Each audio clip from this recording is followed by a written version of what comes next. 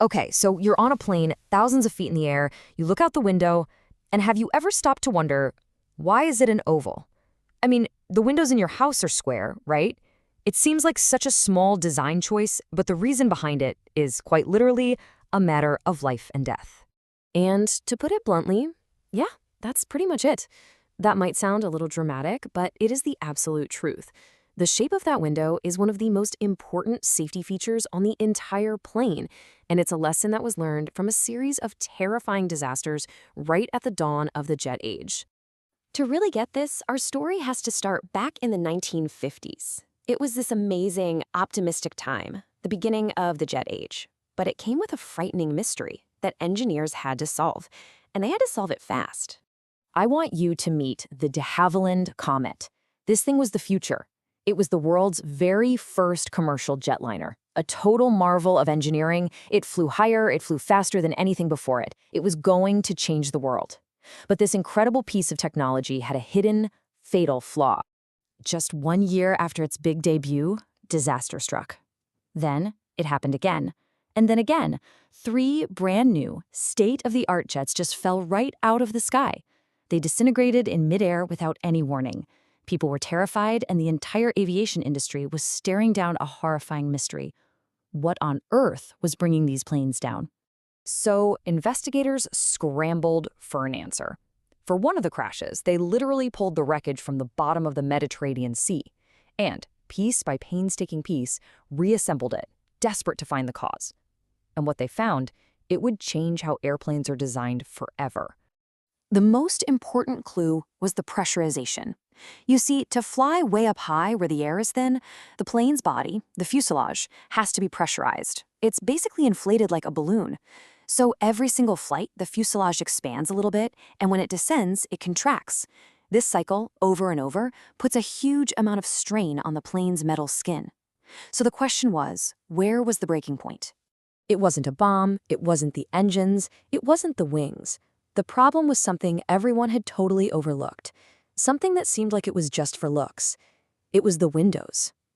The Comet, you see, had square windows. And those sharp 90-degree corners, they were creating natural weak points. They were ticking time bombs. The stress from all that cabin pressure wasn't being spread out evenly. Instead, it was getting concentrated, piling up right at those 4 sharp corners. Flight after flight, tiny little cracks started to form until, eventually, the whole thing just ripped apart. Now, to really understand why this happened, we've got to talk about the science just for a second.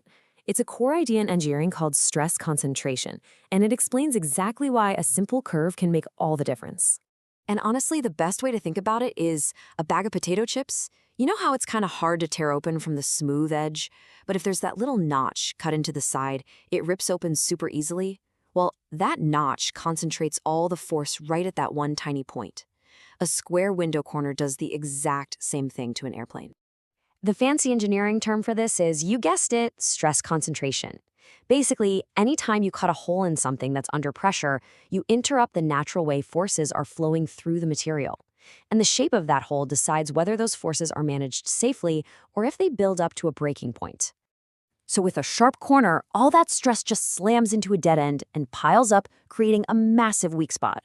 But with a round corner, that same stress just flows. It glides smoothly around the opening, spreading the load out nice and evenly. It gets rid of those dangerous hot spots where cracks love to form. And look, we're not talking about a small difference here. The numbers are staggering. Research showed that the stress right at that sharp corner could be more than 10 times higher than on the rest of the plane. 10 times. That's the difference between a safe design and a total catastrophe. So, armed with this hard-won, frankly terrifying knowledge, engineers completely rethought the airplane window. The window you look through today isn't just a simple pane of glass. Oh no, it's a super sophisticated, multi-layered system designed for maximum safety. So what are you actually looking at? Well, a typical window has 3 layers. The outer pane is the real workhorse. It's made of this super strong stretched acrylic, and it handles all that immense pressure. Then there's a middle pane, which is basically a failsafe, a backup just in case. And the inner pane, the one you can actually touch, that's just a plastic cover to protect the important layers from, well, you. And hey, what about that tiny little hole you always see at the bottom? You know the one. That's called a bleed hole, and it's actually doing a couple of really important jobs. It lets the air pressure between the middle and inner panes match the cabin pressure. This makes sure the outer pane is taking all the load, just like it's designed to. Plus, it lets moisture escape so your window doesn't fog up. What's so cool is that today, engineers don't have to wait for a disaster to find a weak spot. They use these incredibly powerful computer simulations. You can see one right here. This is a model for a Boeing 787. The colors show the different stress levels. This lets designers literally see how the forces are going to act and perfect the design before a single part is ever built. So, where does this all lead us now? Well, the lesson from the Comet disaster was so fundamental that it's not just history. It is actively shaping the design of the most advanced aircraft flying today and the ones that are still on the drawing board. Just take a look at the Boeing 787 Dreamliner. Its body is made of advanced carbon fiber composites, not aluminum. This stuff is so strong it allows for much, much bigger windows, which is great for us. But look closely. Those life-saving rounded corners are still there. The materials change, but the laws of physics don't. And this isn't just for airplanes. This principle applies to any vehicle that has a difference in pressure. Submarine portholes are round to fight off the crushing pressure of the ocean. Spacecraft windows on the space station are round to deal with the total vacuum of space. It's a universal solution for strength under pressure. But of course, technology is now pushing things even further. Some airlines are starting to introduce virtual windows. These are high-def screens that show you a live feed from cameras on the outside of the plane, so even if you're in a middle seat, you get a perfect view. Which, leads to a pretty fascinating question. If we can create a perfect digital view, do we even need real windows at all?